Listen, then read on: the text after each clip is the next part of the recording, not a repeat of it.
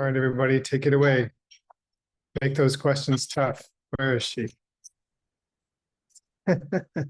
Just kidding. Go You easy. don't have to. We can make it easy. Make it fun. Alrighty. I think the last time I did this, it was really, boy, everyone was crying.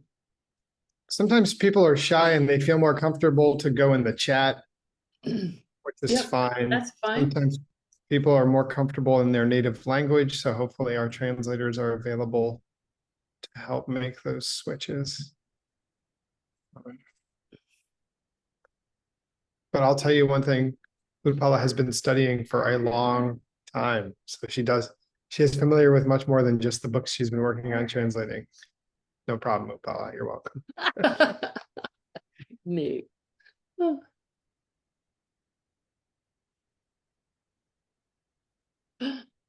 Looks like there's a question in Chinese, so hopefully someone is Cool. working diligently to translate it.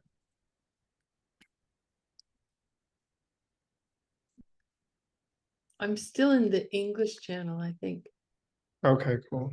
If that means anything, I have no idea.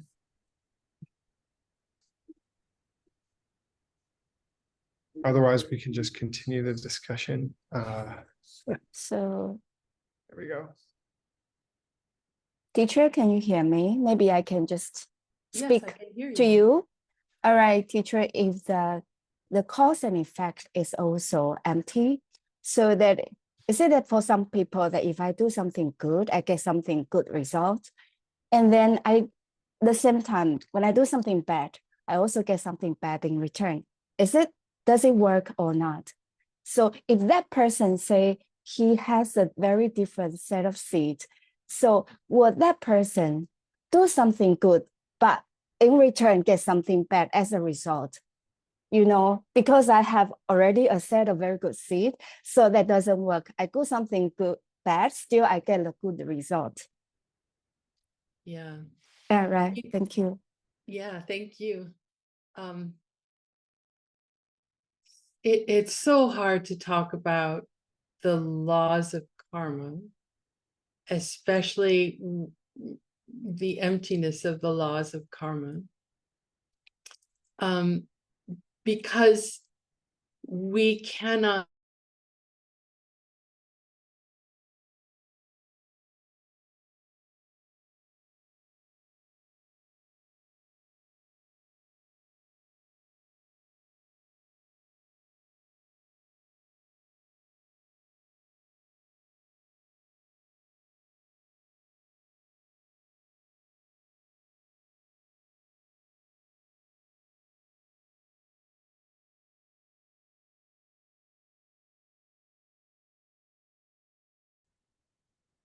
so that's one thing to say about it. Another thing to maybe think about is it may seem that calling something the laws of karma, that doing things that are of benefit for others will result in an experience that is for us a positive thing. Doesn't that sound... Oh, Seiji can't hear us. So we need to tell Seiji that... Oh no, that's Seiji's AI note taker. Never mind. Can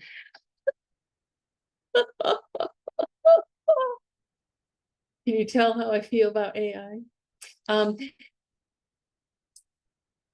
Where was I? Oh, when we use the word law, it may seem that we're talking about something that's concrete, right? That is capital I, capital S, a particular way.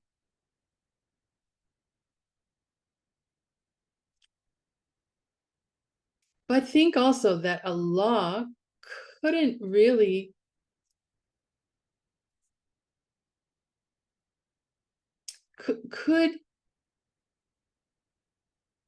could actions have consequences without being empty of a self nature?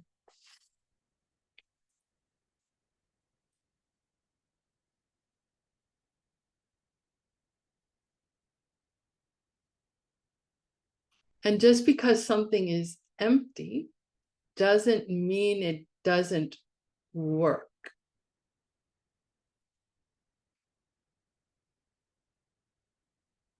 Just because something is empty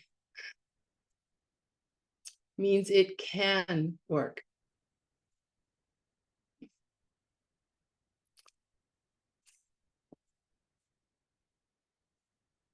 So did I actually address the question? Let's see.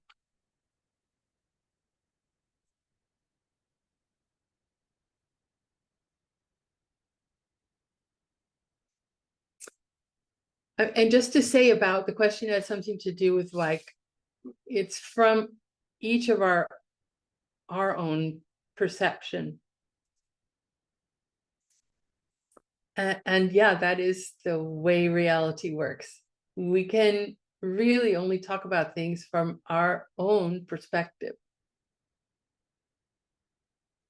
What, like the words that I hear coming out of my mouth, the sounds that I hear coming out of my mouth through the vibration of my vocal cords, I hear as words that have a particular meaning. And none of that has any nature from its own side. And you are, I can, say for certain, are hearing something else. Something different from what I'm hearing.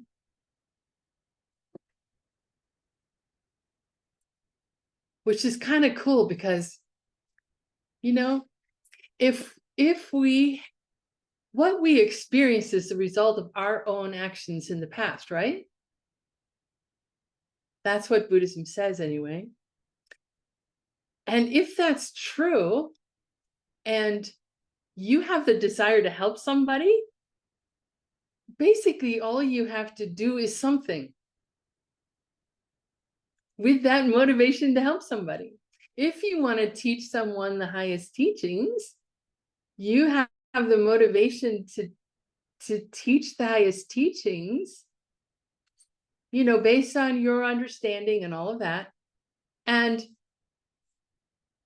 people will have the karma to hear the highest teachings and understand them or not.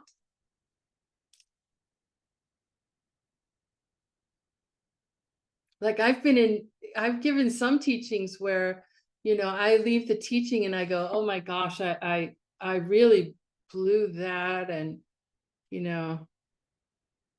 I hope they don't leave the Dharma. And, like my perception was people sitting like this and watching me and, and so I thought, oh dear. And then that same person will come up to me later. That was such a profound class. Like, okay. The emptiness of, all of it. Anyway, I started rambling there. Hopefully of benefit to somebody. Okay, there's another question from Sophie. Okay. The people and things we see are from our seeds.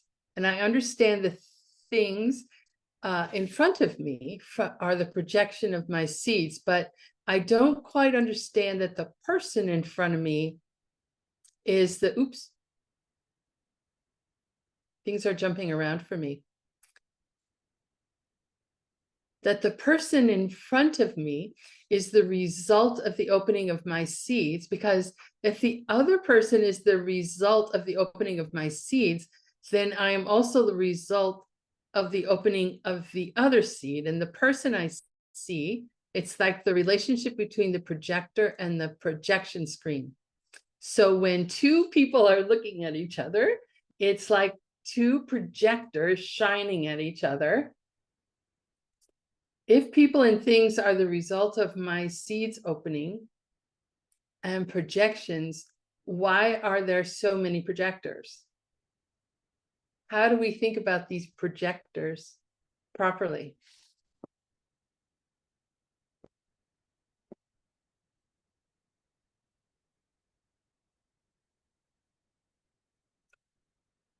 So great, all these questions about karma.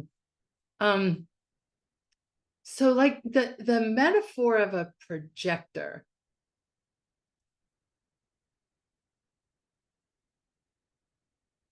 It is a really interesting one because it shows us some of what's some of what's going on, but we're also a camera, right? We're recording everything we do and say and think. That's the if we use the seed metaphor, that's the creation of a seed or the planting of a seed. So in every moment, we're both projecting an experience, which is the result of the ripening of our karma, and we are recording. So both things are going on. So it's not only that when you're with someone else, that your two projectors are doing this, there's like this going on between two people. There's recording and projecting going on both sides.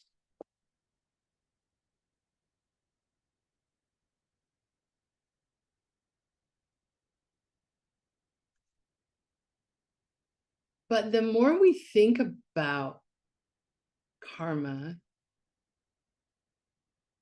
the projector metaphor helps, but it's not like gosh, we sort of almost got to that today.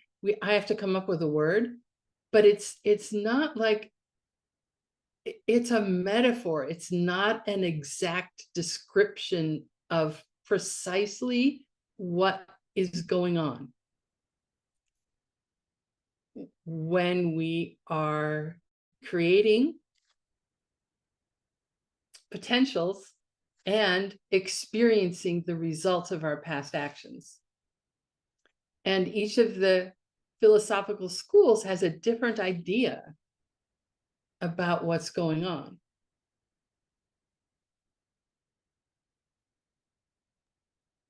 So there's a lot for us to contemplate, you know, and I think it would be, I'm just thinking now, it would be kind of great to do not only meditations on emptiness, how the different philosophical schools consider the nature of reality, you know, what the differences are, and how do we get to their perfect understanding of what emptiness is, even if the prasangika, the consequence branch, doesn't agree.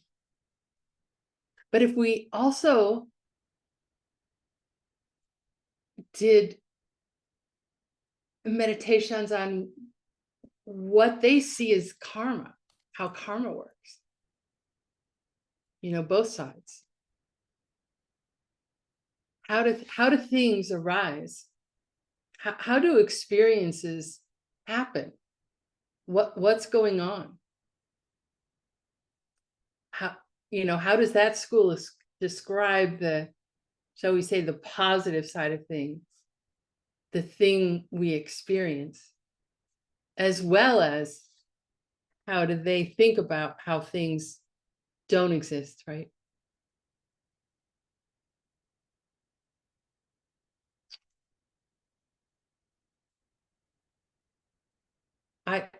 I know I didn't give you really a good answer, but maybe there are some things to think about.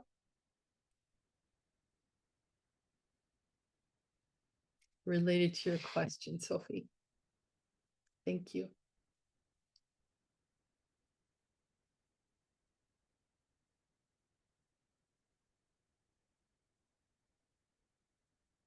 So I see here another question. In this life, oops. In this life, I am a person and I have a mind. Is it possible for me to reincarnate as an unconscious stone in the next life? If I've been conscious since the beginning and have been reincarnated from a previous life, does that mean that there's a fixed amount of consciousness in this world and we have never created new mind?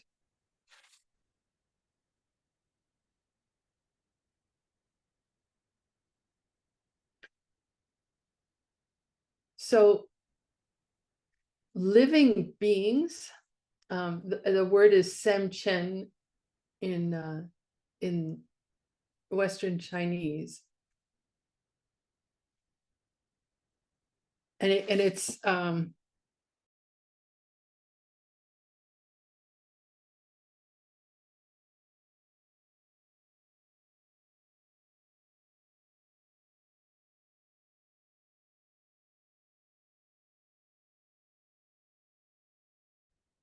yoked together.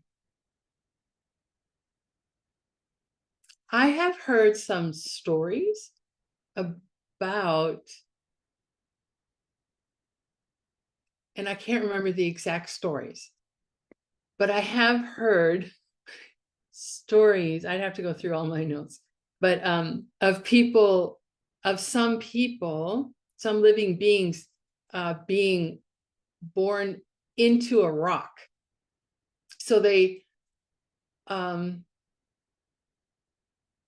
must have a consciousness, because consciousness can't be killed. It can't end. There's no thing to stop, right? It's awareness. You can't stop awareness. You can stop having, for a human being, you can stop having a brain that, shall we say, manages all the different input that comes in through the different eyes to the world. Our ears, our eyeballs, our nose, our tongue, our fingers. If we didn't have a brain, the consciousness hasn't stopped. So there would be a consciousness, I guess, hanging out in a rock, not experiencing anything, because there's no way to experience. If their body is a rock, you know, a rock isn't set up to perceive things or receive information from the outside world, to things outside of it. So I suppose you could be born in a rock, and then, you know, I don't know how it would pass on, and how you would move over to another kind of suitcase for your consciousness. I don't know. I can't remember this story, but it was someone who did something nasty to somebody else and they were reborn into a rock. That I know. If anyone remembers the story, that would be lovely to hear, so we can avoid doing that thing, so we're not born into a rock.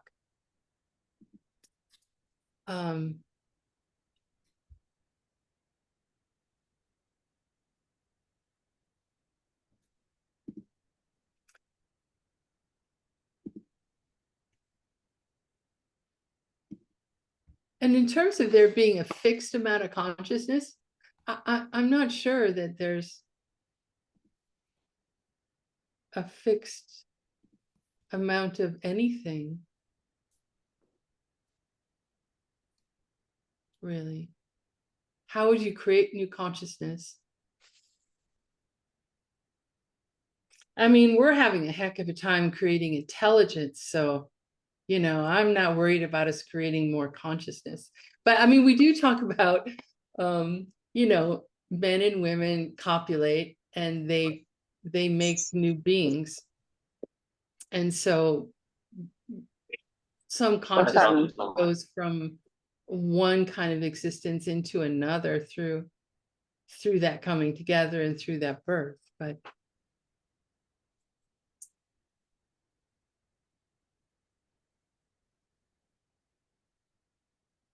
if the, let's see, did I, oh, here, when recording the 6 times book, should we focus on keeping the precepts or planting seeds or both together? So the 6 times book, I find is a wonderful tool, and it, you know, to help keep the vows, to help us put attention on the vows that we have taken. And certainly, one of the main purposes of keeping a 6 times book is focusing on keeping those vows, on remembering them and keeping them. And, you know, as I said when we were talking about projectors, we're also cameras. So when we're doing our 6 times book and we're remembering our vows and we're remembering our own behavior related to that vow, times we have kept the vow well, times we approached going to the edge of not keeping it or broke it entirely. We're contemplating our own behavior related to the vow. All of that is planting seeds. And then when we rejoice about all of that, that's also planting seeds. So I think the whole practice of a 6 times book is all of those things together. You know, we're braiding all those things together. BRAIDING, braiding.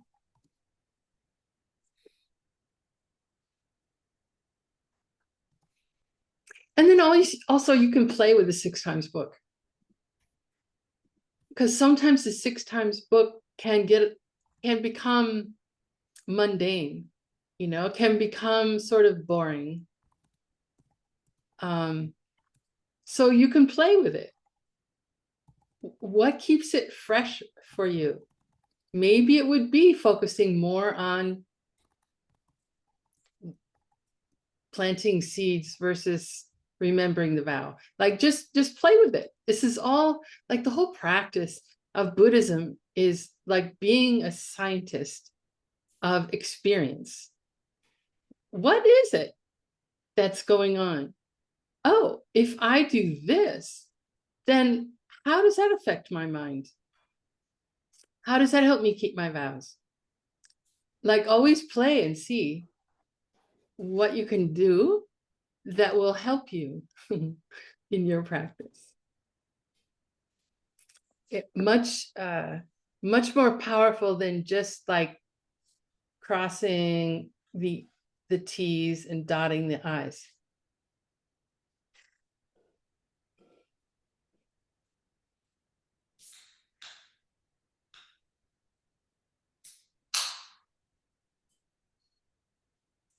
Besides Geshe Michael, many teachers also talk about the 3 spheres of emptiness and how to distinguish this huge amount of information. Yeah, there is a huge amount of information in Buddhism. And as someone who, like in the first 30 some years of my life, was taught information in a particular way, in that someone sat up in front of me in a room, told me stuff, I wrote it down, and they told it to me in an order over time, so that I like was building an understanding of something. And then when I came to start going to Buddhist teachings, it's like entirely different. I had to just throw that out the window. That way, like that's the way to learn, because that's, at least for me, that's not the way my experience of learning Buddhism was. You know, that someone started me on whatever the ground floor might be, and then added information, in me going, we talk about the Lam Rim, and that is certainly a way Jason Kappa organized the teachings in a way that really build up from you know, finding a teacher to practicing Tantra. And that's beautiful. But even so, this may sound kind of weird, but I'm weird, so there you have it. But to me, the Buddhist teachings are, they're almost like a fractal. Do you know that word fractal? There are mathematical equations that are expressed graphically.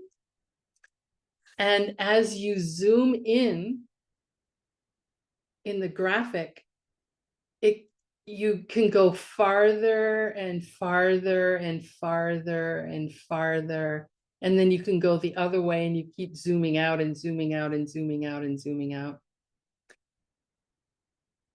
And the patterns that are expressed by this mathematical equation have some sort of a repetition to them, or at the very least a connection to them, so that it feels like you're getting more and more detail. But that more and more detail that you couldn't see when you first started, it was there. It was there. And the Buddhist teachings are like that. You can get a teaching on how to make an offering to your teacher. Like someone asked that question earlier tonight.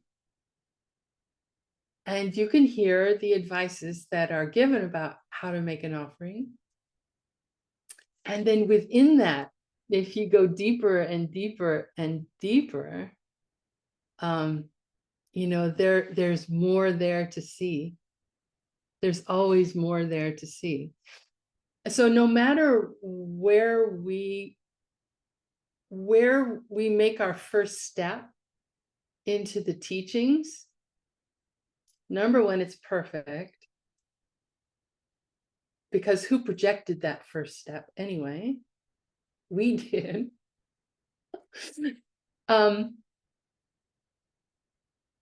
It's perfect, and everything can be within that first step. Within that first step. Now I'm hearing myself echoing. Oh, it stopped. Okay, good.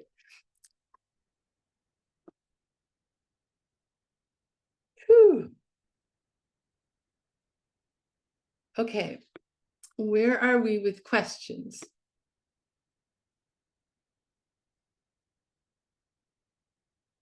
Or discussion topics? Or snacks? No, we can't have snacks. Drats.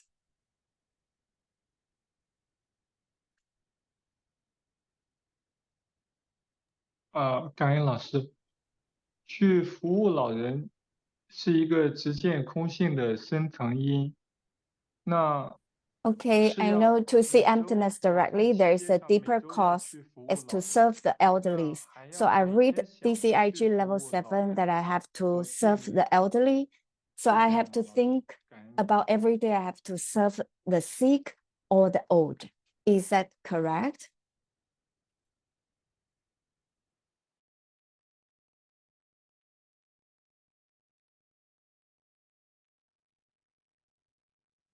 So with karma, the many like laws and ideas around karma, one of them is that you can make particularly powerful seeds, but based on who it is that you're doing whatever the action is. So in your example, you've been advised to, I'm taking it to feed the hungry and serve the elderly, to be maybe a companion or a friend or a helper to someone who doesn't have anyone else who can help them. And those are particularly powerful objects for creating karma. And then also keeping in mind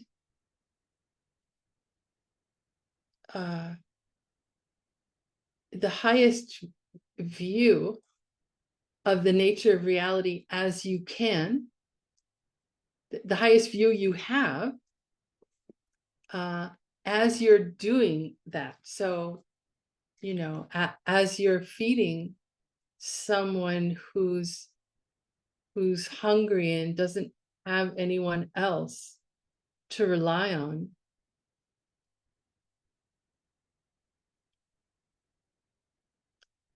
you know, you can think about, may this be a cause for the end of all hunger experienced by everyone.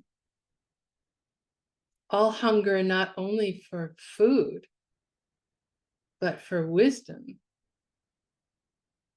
and for love, for the desire to help others. We can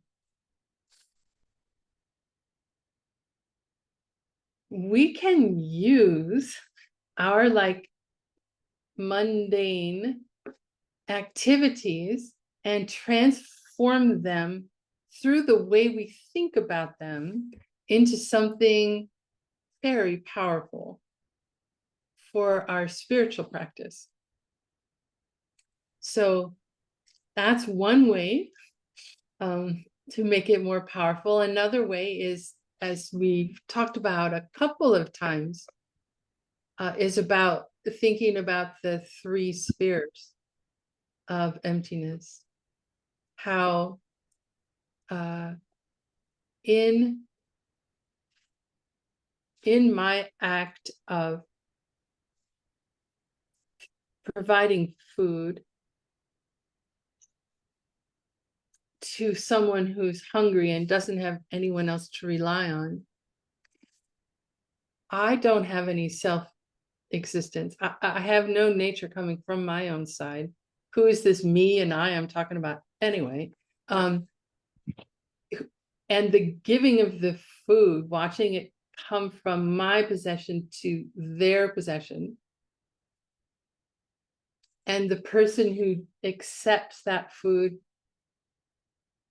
none of it has any nature of being a particular way from its own side. And because that's true, it can be a cause for seeing emptiness directly.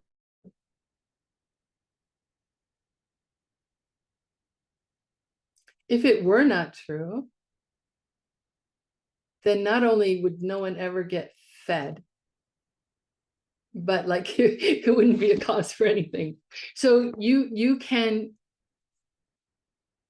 through applying your highest understanding of the way things are, no matter what that is, we're all improving our understanding of what emptiness is all the time, hopefully. But we do the best we can with our current understanding and dedicate that towards not only me, for example, having a direct perception of emptiness, but that everyone does, that through this action, may all misunderstanding disappear.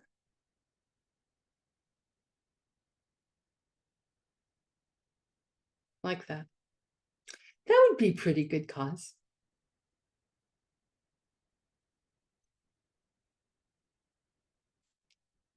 You can let us know, okay?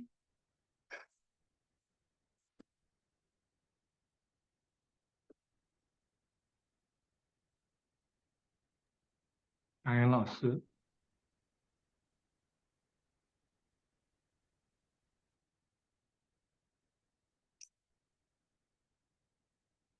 Let's see.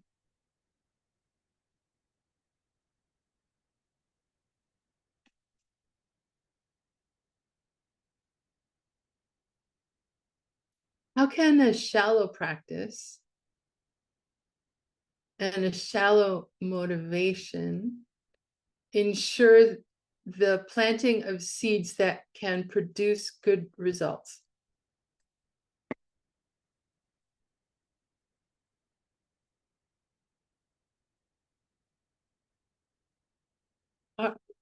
So I think two things, well, many things can make a karmic act powerful.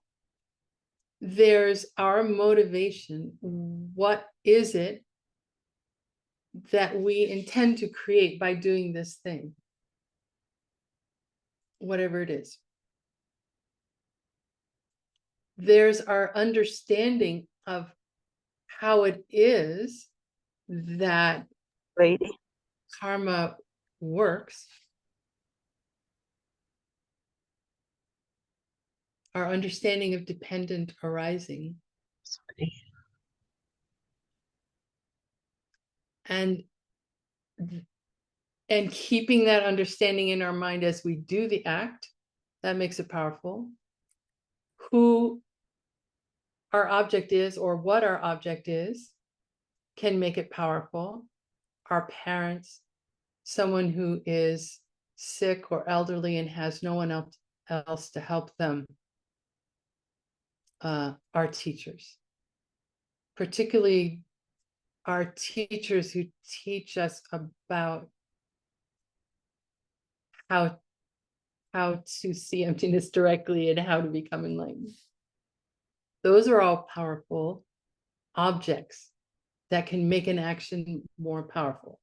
And then there's like directing the energy of that action towards a particular goal. We call it dedication. You know, through my doing this thing, may it have have some result. And the bigger you make that result, well, let's put it this way. You can't get a big result out of something if you don't dedicate it towards a big result. The energy is going to go as you direct it. If you direct it towards, you know, oh, I'm hungry, I'm going to eat some potato chips because I want to feel potato chips. What? I'm going to eat some salad because I'm hungry and I need nutrients, and you know, that's why I'm going to eat it. So then if I eat, then okay, there we go. I've got my nutrients. I could think about I'm hungry. Oh my gosh.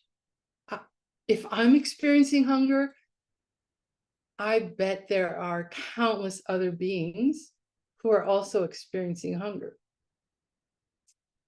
And this is not a feeling that I want to have for very long. I need to do something about it. And I can barely accept the idea that there are tens of billions of trillions of other people who are feeling this hunger. May this salad result in feeding all of their hunger. Not only for nutrients for their body, but nutrients for their wisdom, and nutrients for their love, and nutrients for their compassion for others. So it really, and then at the very end, it's like Geshe Michael calls it the coffee meditation, which I can't do as a coffee meditation, because if I drink coffee that late at night, I'm not sleeping. So I do it as a pillow meditation, and I rejoice at what I've done. So those parts of karma are what can make it powerful. And it's just up to us. That's all, as everything is. And that's, I mean, thank goodness, right? Because, you know, if it weren't, then we couldn't do anything about it.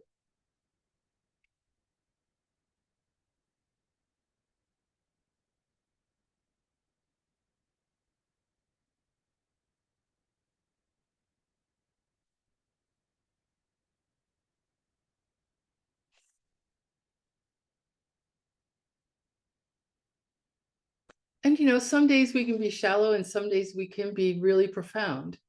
And that's okay. That's okay. Sometimes you can, like, if you get up in the morning and even before you take your head off the pillow, think about, oh my gosh, I'm alive. I have another day. I have another day to practice the teachings. May everything I do today result in me realizing the teachings in my heart, so that I can be the best person I can be to help other people. You make that strong kind of motivation in the morning, that can like carry you through the day. And don't forget to rejoice at your coffee or pillow meditation at night.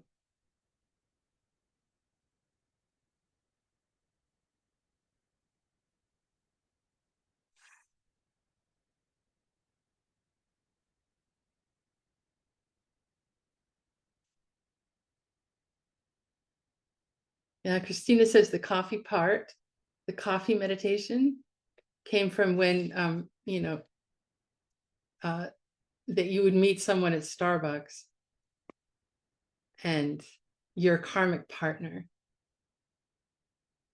and you would help them, you would help someone else with a situation that you have yourself, and helping someone else, you know, you're creating the seeds for, again, up to you how big you make it, but for that, for your own problem to go away, you're helping someone else create the seeds for their problem to go away.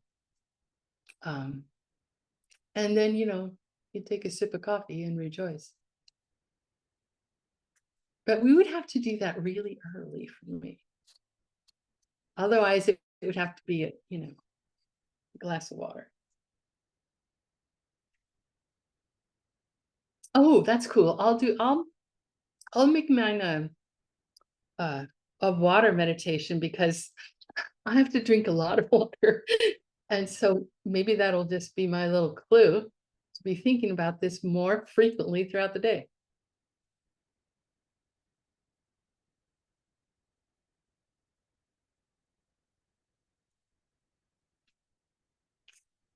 We have 22 more minutes. No, do we have 22 more minutes? No, we have 12 more minutes. There is a question, Venerable Utpala, about negative karma for unrequited love. Unrequited love. Oh, there it is. What seeds of negative karma for unrequited love are, and how to cause it, how to plant seeds so that both parties can be in love with each other. Okay, I have to do a little confession here. I'm a nun. And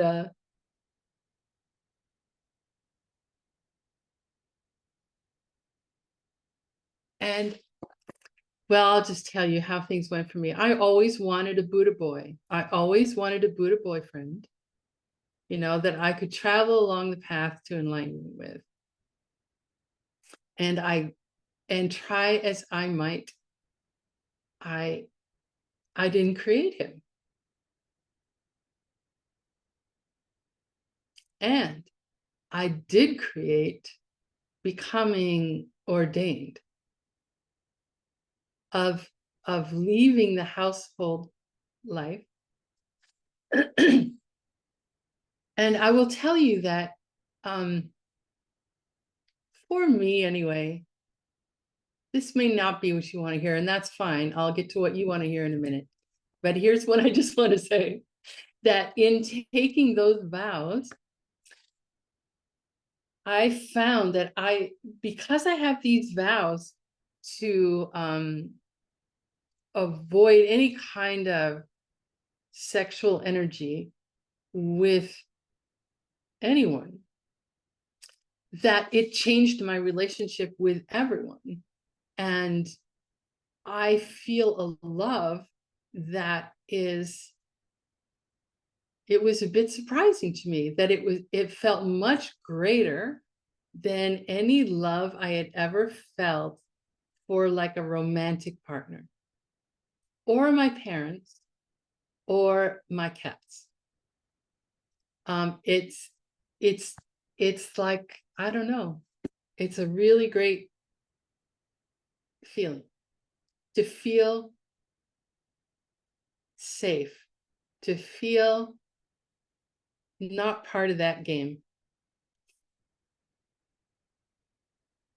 But that's the monastic side. So if you want a partner and you don't have a partner, I'm not sure about like,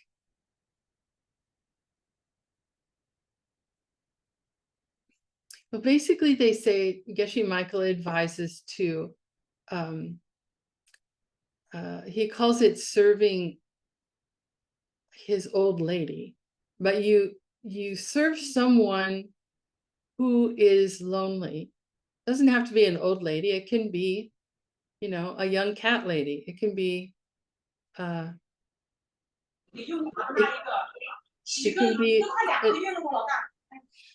it can be a child who doesn't have any friends. But to find someone who is lonely and be a companion for that person, and dedicate it, that action of being a companion, of putting that person like ahead of you, putting that person first, and being their companion, and dedicating that towards having a romantic companion. You can do that. If there are two people who want to be in love, but they don't feel like they're in love, and they're like, oh my gosh, what can we do? Because we want to be in love. It's just, there's no butterfly fluttering going on in our hearts. You can do the act together. You can find other people who are missing a companion, who are missing some attention, who are missing some love, and help give that to them and dedicate it towards the two of you. Can you make someone fall in love with you? Yeah, that's not really how karma works. If it were possible to make someone else do something or feel something, the Buddha would have done whatever was required to get us enlightened eons ago. He wouldn't let us be suffering all this time, right? So we can't make someone else feel anything.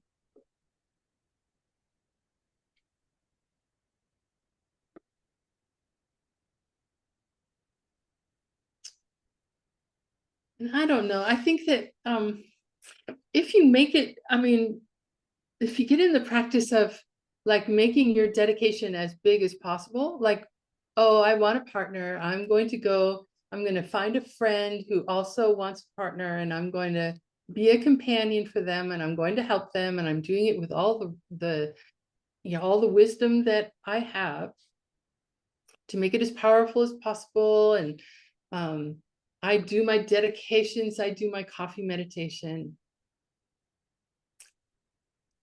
But if you expand that to like, may no one be lonely.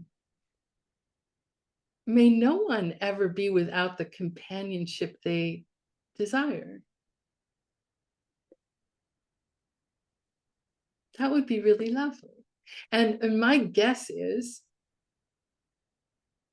you kind of become an attractive person when you do things with that thought in mind. When you have that thought, more people are going to be attracted to be around you, I think. Just physiologically, just on a deceptive level, The more we're looking out to help others, the more attractive we are to other people. The more we are concerned about me, and do I have what I need? And hey, what about me? The less attractive we are to people. It just shows up. We're kind of fortunate that way. It shows up that way.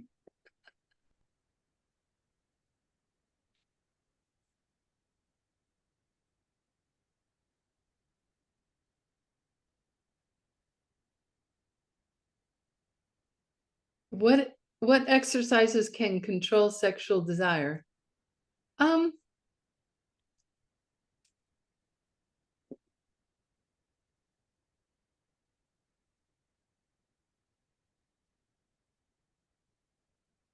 There are a couple things. One, to remember that sexual desire is it's really just an expression of a hormone in the body.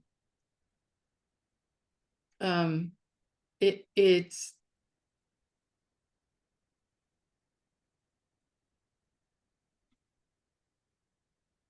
and I don't know. Eat a lot of pasta, maybe. I don't know what. Do a lot of heavy exercise and wear your body out so it's fatigued. I don't know. Does anyone have ideas?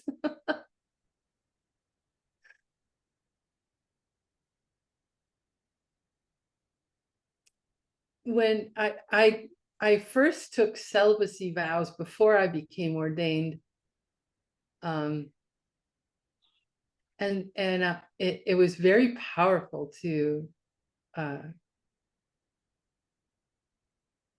see just how much energy there was that then I was able to use for other purposes, like helping other people and meditating.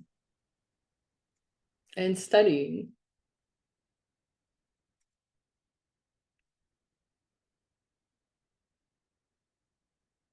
I don't know if that's helpful. If people have ideas, that would be great.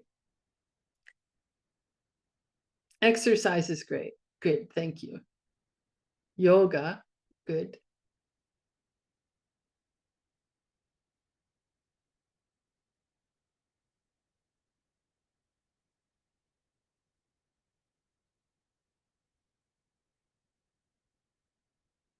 Breath can also be good.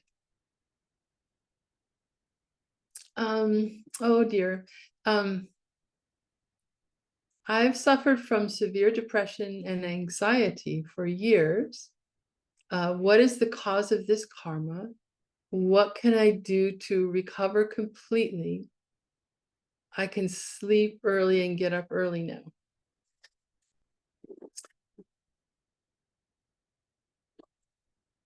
I only have a minute left. So having been someone who was suicidal before I met Buddhism, I'll just say that when I learned that the thoughts I was having, you know, you stupid so-and-so, and you're an idiot, and you'll never be able to do this, and you can't do that, and that will never happen, and on, all those negative thoughts. When I dissociated me from those thoughts, that those thoughts were just thoughts, that they come and go, I started to be able to sort of turn the page out of depression. It's very difficult to do, and it's certainly possible. It's certainly possible. The Buddhist teachings literally saved my life.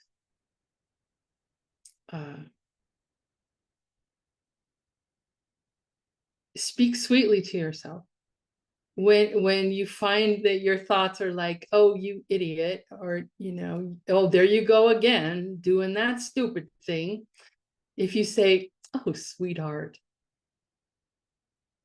to yourself, oh, sweetheart, you're trying, that's great.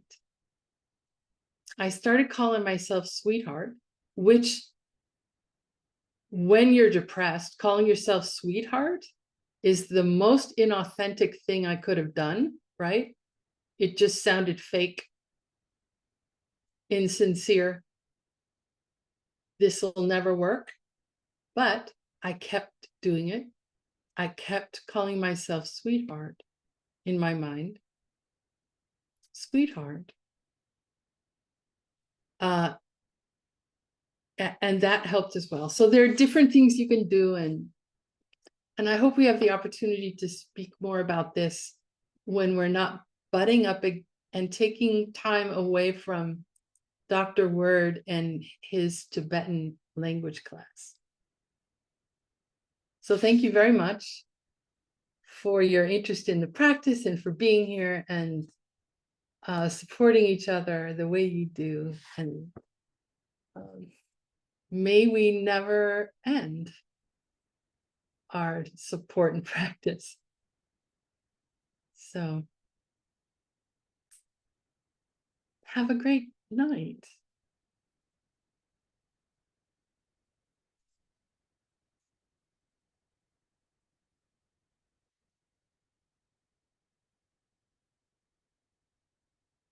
Are you here, Word?